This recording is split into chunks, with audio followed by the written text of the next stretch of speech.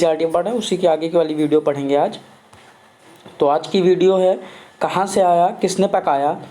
तो ये लेसन 14 है, हम इसी में बात करेंगे कि इसमें पॉइंट है जैसे कि पहला पॉइंट है रूढ़िबद्ध धारणाओं जैसे लड़का लड़की में भेदभाव पर चर्चा संवेदनशीलता से होनी चाहिए ताकि बच्चे उन पर सवाल तो कर सके और किसी की भावनाओं को ठेस भी ना पहुँचे।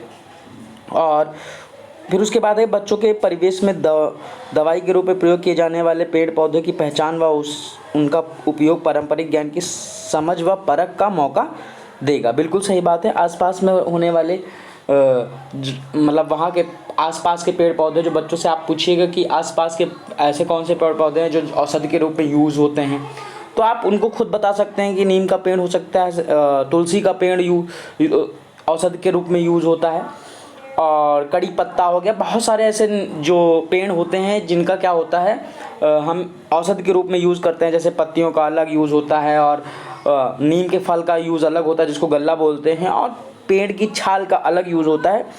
और इसी तरह के हम कुछ बच्चों से क्वेश्चन कर सकते हैं, और परिवेश में जो बच्चों के पर्यावरण से संबंधित चीज़ें हैं उनको हम देख सकते हैं। ठीक है, जैसे रूढ़िवादी धारणाओं जैसे लड़का लड़की में भेदभाव पर चर्चा संवेदनशीलता से होनी चाहिए ताकि बच्चे उन पर सवाल तो कर सके तथा किसी की भावनाओं को ठेस भी ना पहुँचे।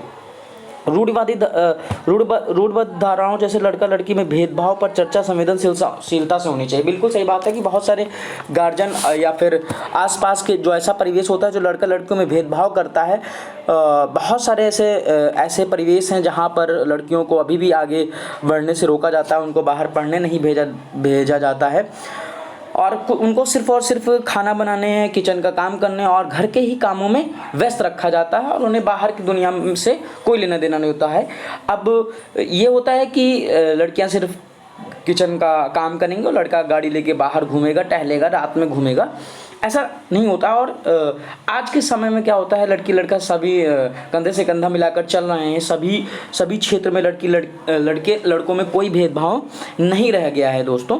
तो इस पर चर्चा करी जानी चाहिए कि कोई जेंडर बायस नहीं होना चाहिए, स्टीरियोटाइप नहीं होना चाहिए कि हाँ परंपराएं जो चलती चली आ रही हैं कि महिलाएं सिर्फ झाड़ू लगाएंगी, महिलाएं सिर्फ पोछा करेंगी, महिलाएं ही सिर्फ किचन का काम करेंगी, और लड़का सिर्फ मोटरसाइकिल चलाएगा, और गुड्डा और डॉल से और गुड्डा गुड़िया से केवल लड़कियां ही खेलेंगी, लड़के नहीं खेलेंगे। हालांकि पहले ही होता था कि जैसे ही लड़का लड़कियों को गेम के प्रति रुझान देता था, तो पहले से क्या होता था कि लड़कियों को चूल्हे का सेट दिया जाता था।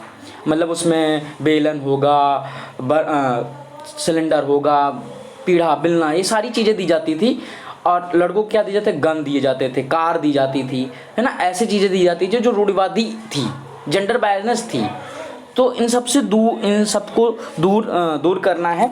और लास्ट पॉइंट है कि बच्चों को उन पौधों के बारे में बताएं जो हमारा हिस्सा है। बिल्कुल सही बात है। जो जैसे आसपास में जो ऐसे पेड़ पौधे होते हैं जिनके बारे में हमें बच्चों को बताना चाहिए कि ये हम जैसे ही हैं, जैसे हम लिविंग थिंग्स हैं वैसे पेड़ पौधे हैं, इनसे ही हम हैं, ये हमारा हिस्सा है। अगर हम इनको काट देंगे तो ऐसे जैसे ग्लोबल वार्मिंग बढ़ रही है दोस्तों, तो बच्चों को बताना चाहिए कि पेड़ों को हमें नहीं काटना चाहिए,